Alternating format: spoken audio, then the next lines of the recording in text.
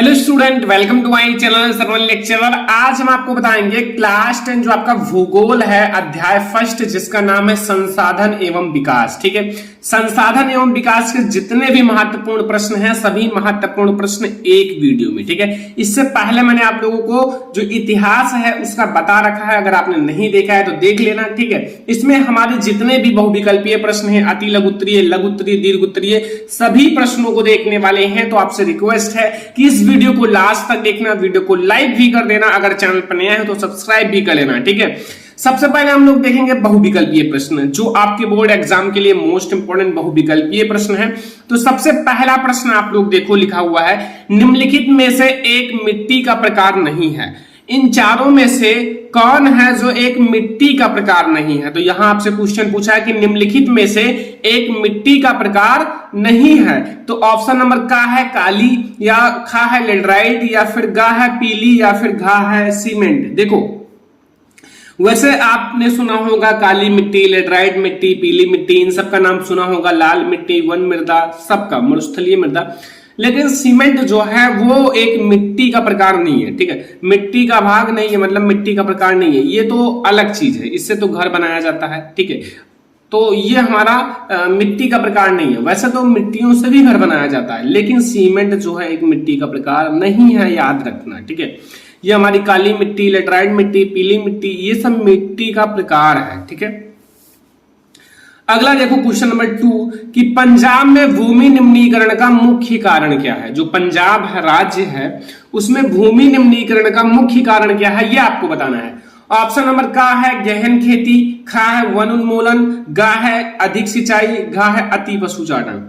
तो पंजाब में जो भूमि निम्नीकरण का मुख्य कारण है, मेन रीजन है, वो क्या है? आई होप कि आप लोगों को पता होगा। अगर नहीं पता हो तो मैं आप लोगों को बता देता हूं। पंजाब में भूमि निम्नीकरण का मुख्य कारण है अधिक सिंचाई। जब अधिक सिंचाई की जाती है तो फिर जो वहां भूमि जो है ना, भूमि या मिट्टियां उनके साथ बह जाती हैं, तो इससे भूमि का निम्नीकरण होता है। ठीक है, तो सिंचाई भी अधिक मात्रा में नहीं करना चाहिए, इससे भी भूमि का निम्नीकरण होता है। ठीक है, अगला क्वेश्चन देखो, क्वेश्चन नंबर 3 कि कपास की खेती के लिए कौन सी मृदा उपयुक्त है? जो कपास की खेती है, कपास की खेती के लिए कौन सी मृदा उपयुक्त है, या कौन सी मृदा सबसे अच्छी मानी जाती है, इसका आंसर बताना है। तो ऑप्शन नंबर का हमारे पास है काली मृदा, खा है लाल मृदा, गा है जलोढ़ मृदा, एंड घा है लेटराइट मृदा। ठीक है, तो कपास की खेती के लिए कौन सी मृदा सबसे अच्छी मानी जाती है? आई होप कि आप लोगों को पता होगा। देखो, कपास की खेती के लिए जो है काली मृदा सबसे अच्छी मानी जाती है। कौन सी मृदा?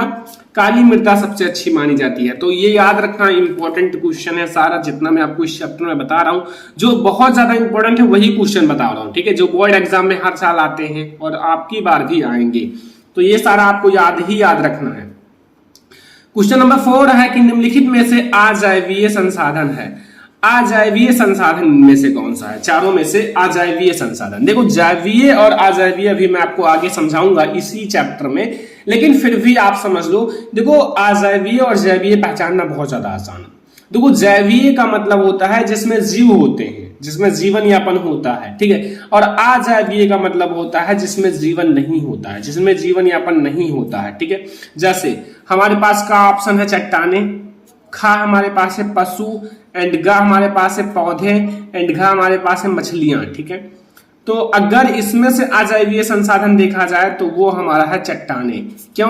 क्योंकि इसमें कोई जीवन यापन नहीं होता है, इसमें कोई मतलब जीवमंडल से इसकी प्राप्ति नहीं होती है। ठीक है, तो चट्टाने जिस स्थान पर रहेंगे वहीं रहेंगे। ठीक है, तो ये हमारा हो गया, ये हमारा 4 मोस्ट इंपोर्टेंट हमारा क्या है, आपका बहुविकल्पीय प्रश्न है, जो बोर्ड एग्जाम के लिए मोस्ट इंपोर्टेंट है।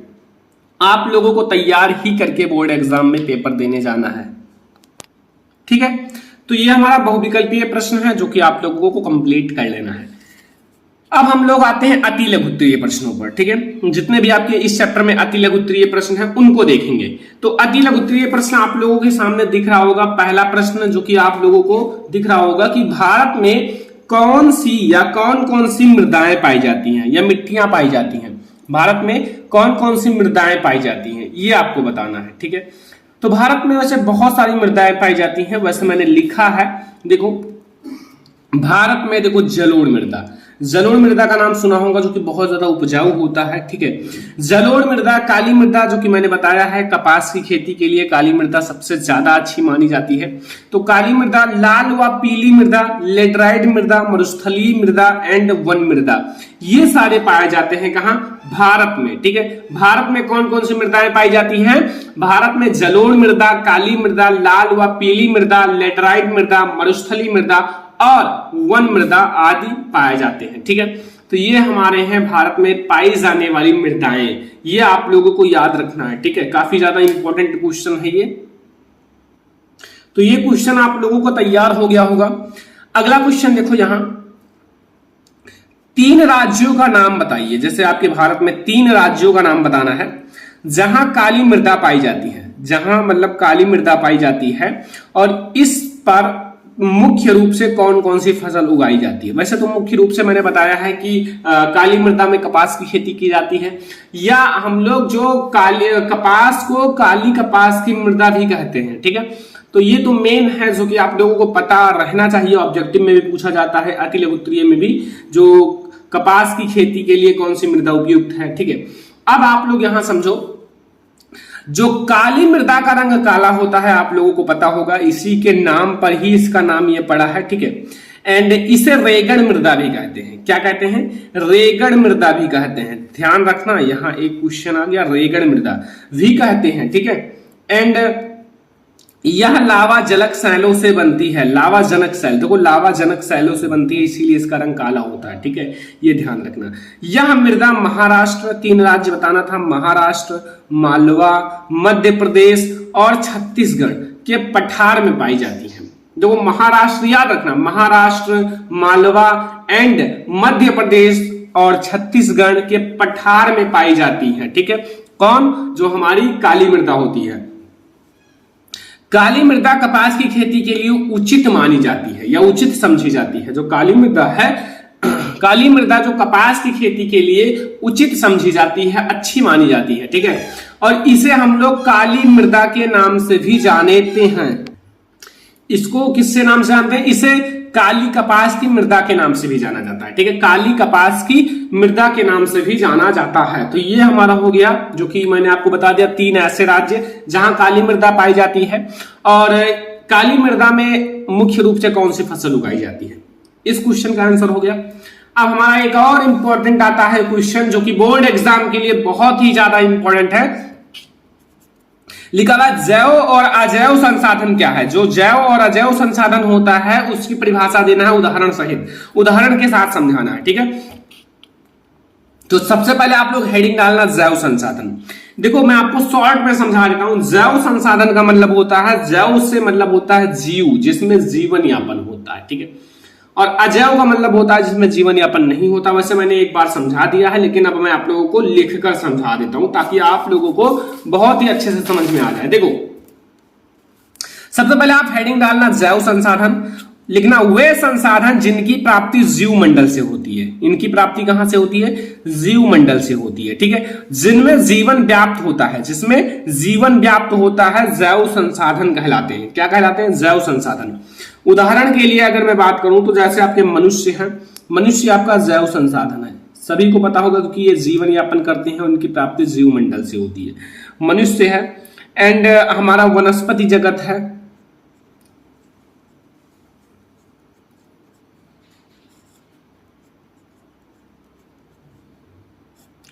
वनस्पति जगत है, प्राणी जगत है, सारा इसी में आता है। ठीक है, जिसमें जीवन यापन होता है। ऐसे आप लिख सकते हो पशुधन आदि।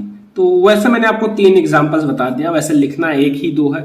ठीक है, तो ये हमारा जैव संसाधन है, जो कि आप लोगों को बहुत ही अच्छे से समझ में आ गया होगा। अब हम लोग देखेंगे अजैव संसाधन के बारे में। देखो अजैव संसाधन भी बहुत ज्यादा आसान है। जैसा जैव संसाधन समझ में आ गया तो फिर अजैव संसाधन तुरंत समझ में आ जाएगा। सबसे पहले देखो वे सारे संसाधन जो निर्जीव वस्तुओं से बने होते हैं, मतलब ये जो संसाधन होते हैं ये निर्जीव वस्तुओं से बने होते हैं, अजैव संसाधन कहलाते हैं। जैसे अगर बात की जाए तो बहुत आसान है, निर्जीव जो हो उसको लिख दो। जैसे हमारा चट्टाने हैं वो निर्जीव है। ठीक है, चट्टाने एवं धातुएं आदि। तो ये हमारा हो गया अजैव संसाधन। जैव और अजैव संसाधन काफी अच्छे से आप लोगों को समझ में आ गया होगा क्योंकि बहुत ही ज्यादा आसान है, ठीक है। अब हम लोग देखेंगे लघुत्तरीय प्रश्न। देखो हम लोगों ने 3 इंपॉर्टेंट अति लघुत्तरीय प्रश्न देखे, बहुत ज्यादा नहीं देखना है, ठीक है। जितना मैं आपको समझा रहा हूं अगर उतना तैयार कर लोगे तो अगर इस चैप्टर से आएगा तो इससे बाहर नहीं आएगा, क्योंकि मैं वो इंपॉर्टेंट क्वेश्चन बता रहा हूं जो बोर्ड एग्जाम के लिए सबसे ज्यादा इंपॉर्टेंट है, ठीक है। तो अब लघुत्तरीय प्रश्न देखो, लिखा हुआ है नवीकरणीय और अनवीकरणीय संसाधन में अंतर स्पष्ट कीजिए। जो नवीकरणीय संसाधन होते हैं और अनवीकरणीय संसाधन होते हैं उनके बारे में बताना है, ठीक है। तो नवीकरणीय और अनवीकरणीय संसाधन बहुत ज्यादा आसान है। सबसे पहले आप हेडिंग डालो नवीकरणीय योग्य संसाधन। तो वे संसाधन जिन्हें भौतिक, जैसे हमारा भौतिक है, रासायनिक है या फिर यांत्रिक, ठीक है, भौतिक, रासायनिक या यांत्रिक प्रक्रियाओं द्वारा पुनः या फिर नवीकृत या पुनः उत्पन्न किया जा सकता है। समझ में आया? मतलब जो हमारा नवीकरणीय योग्य संसाधन होता है वे संसाधन जिन्हें चाहे भौतिक प्रक्रियाओं द्वारा, चाहे रासायनिक प्रक्रियाओं द्वारा या फिर यांत्रिक प्रक्रियाओं द्वारा नवीकृत या पुनः उत्पन्न किया जा सकता है, उन्हें हम लोग नवीकरणीय योग्य संसाधन कहते हैं। क्या कहते हैं? नवीकरणीय योग्य संसाधन कहते हैं, ठीक है। एग्जाम्पल के लिए जैसे आप लोग कह सकते हो हमारा सौर ऊर्जा है,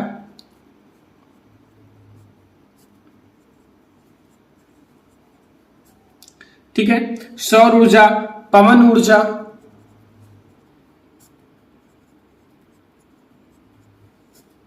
पवन ऊर्जा एंड जल,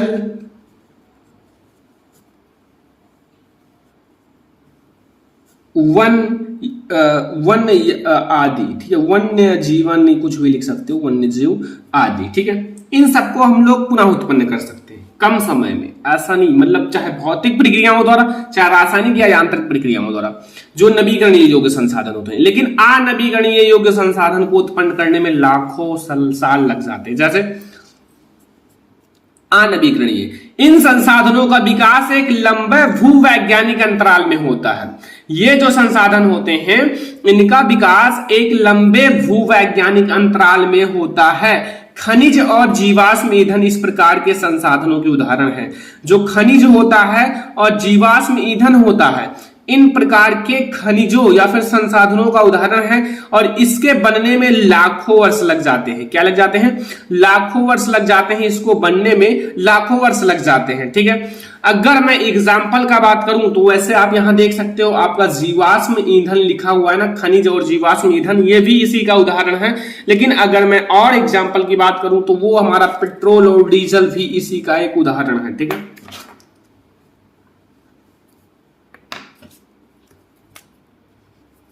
पेट्रोल और डीजल,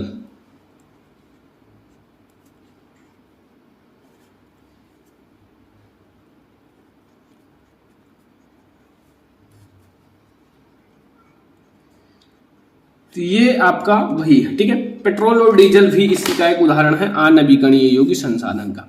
तो ये भी आपको समझ में आ गया। ये हमारा पहला लघुत्तरीय प्रश्न है। दूसरा लघुत्तरीय प्रश्न देखो, बहुत ज्यादा इंपॉर्टेंट है। लिखा है पहाड़ी क्षेत्रों में मृदा अपरदन की रोकथाम के लिए क्या कदम उठाए जाने चाहिए। जो पहाड़ी क्षेत्र है अगर उसमें हमें मृदा अपरदन को रोकना है तो हमें क्या कदम उठाना जाना चाहिए, ठीक है। मृदा के कटाव और उसके बहाव की प्रक्रिया को मृदा अपरदन कहते हैं। जैसे मृदा का कटाव या फिर मृदा के बहाव की प्रक्रिया को ही मृदा अपरदन कहते हैं। और विभिन्न मानवीय तथा प्राकृतिक कारणों से मृदा अपरदन होता रहता है। पहाड़ी क्षेत्रों में मृदा अपरदन की रोकथाम के लिए निम्नलिखित तरीके अपनाए जाने चाहिए। मैं आपको 3 ऐसे तरीका बताऊंगा, अगर आप उसको अपनाते हो तो पहाड़ी क्षेत्रों पे भी मृदा अपरदन रोका जा सकता है, रोका जा रहा है, ठीक है। यही अपनाते हैं तरीका। पहला, पर्वतीय ढालों पर समोच्च रेखाओं के समानांतर हल चलाने से ढाल के साथ जल बहाव की गति भी घटती है। इसे समोच्च जुताई कहते हैं। मतलब जो पर्वतीय क्षेत्र है या पहाड़ी क्षेत्र पर समोच्च रेखाओं के समानांतर, मतलब उसके समांतर आपको हल चलाना है, ठीक है। जो समोच्च रेखाएं हैं उसके समानांतर, एक दूसरे के समांतर हल चलाने से ढाल के साथ साथ जल का बहाव की गति भी कम होती है और इसे हम लोग समोच्च जुताई कहा जाता है। अगला पॉइंट देखो, पर्वतीय क्षेत्रों में पट्टी पट्टी कृषि द्वारा मृदा अपरदन को रोका जा सकता है। जो पट्टी कृषि के द्वारा मतलब पट्टी बनाकर कृषि करा जाए, ठीक है। जैसे इसमें बड़े खेतों को पट्टियों में बांटा जाता है और फसलों के बीच में घास की पट्टियां उगाई जाती हैं। जो फसल होती है उनके बीच में घास की पट्टियां उगाई जाती है, जो पवन के बल को कमजोर करता है। जो हमारा हवा चलता है उसके बल को कमजोर करता है। जब बल को कमजोर करेगा तो हमारा जो हवा के द्वारा मृदा उड़ जाता है ना, इससे मृदा अपरदन होता है, वो बच जाता है, ठीक है। पर्वतीय ढालों पर बांध बनाकर जल प्रवाह को समुचित ढंग से खेती में काम लाया जा सकता है, ठीक है। बस यही इतना तो आपको समझना था। ये हमारा लघु उत्तरीय प्रश्न है। अगर और भी आप कंप्लीट कर लेते हो तो अच्छी बात है, वरना आपके लिए बहुत है, ठीक है। देखो मैं आपको बहुत ज्यादा नहीं बता रहा हूं। अब दीर्घ उत्तरीय प्रश्न मैं बता देता हूं, वो तैयार कर लेना, ठीक है। इन सब का वीडियो भी आएगा। दीर्घ उत्तरीय प्रश्न पूरा एक ही वीडियो में आएगा, लेकिन अभी मैं आपको जो बता रहा हूं उसको थोड़ा सा देखना, तैयार करना। दीर्घ उत्तरीय प्रश्न में पहला, मृदा अपरदन से क्या अभिप्राय है। वैसे तो आपको पता होगा, मैंने मृदा अपरदन का परिभाषा तो वैसे डिक्लेयर करा दिया है। तो मृदा अपरदन से क्या अभिप्राय है और मृदा अपरदन के लिए उत्तरदायी कारणों का वर्णन करो। जो मृदा अपरदन के लिए हमारे कारण है उनका वर्णन करना है, ठीक है। ये वेरी इंपॉर्टेंट है, ध्यान रखना। दूसरा ये भी बहुत ज्यादा इंपॉर्टेंट है, भारत में पाई जाने वाली विभिन्न प्रकार की मिट्टियों का वर्णन करो। जैसे मैंने आपको पहले ही क्वेश्चन में बताया था, भारत में कौन कौन सी मृदाएं पाई जाती हैं। ये देखो, काली मृदा, लाल मृदा, जलोढ़ मृदा, पीली मृदा, लेटराइट मृदा, मरुस्थली मृदा, इन सब का आपको वर्णन करना है डिटेल में। कहाँ पाई जाती हैं, कैसी होती हैं, कितना उपजाऊ होती हैं, बस इतना आपको वर्णन कर देना है। आपको 7 नंबर मिल जाएगा, 6 या 7 नंबर, ठीक है। तो आज हम आप लोगों को बताएं क्लास 10 भूगोल का अध्याय फर्स्ट संसाधन एवं विकास का मोस्ट इंपोर्टेंट क्वेश्चन, जो बोर्ड एग्जाम के लिए मोस्ट इंपोर्टेंट है। अगर आप इसको कंप्लीट कर लेते हो तो फिर आप लोग चैप्टर नंबर 2 कमेंट कर देना, मैं आप लोगों के लिए बना दूंगा, ठीक है। इस वीडियो को ज्यादा से ज्यादा लाइक कर देना, शेयर कर देना अपने फ्रेंड्स के साथ। चैनल पर नया तो सब्सक्राइब भी कर लेना, ठीक है। और आप लोग इन सारे क्वेश्चंस को नोट भी कर लेना, बोर्ड एग्जाम में आए तो लिख कर आना। चलो फिर मिलता है नेक्स्ट इंपॉर्टेंट वीडियो में, तब तक के लिए धन्यवाद।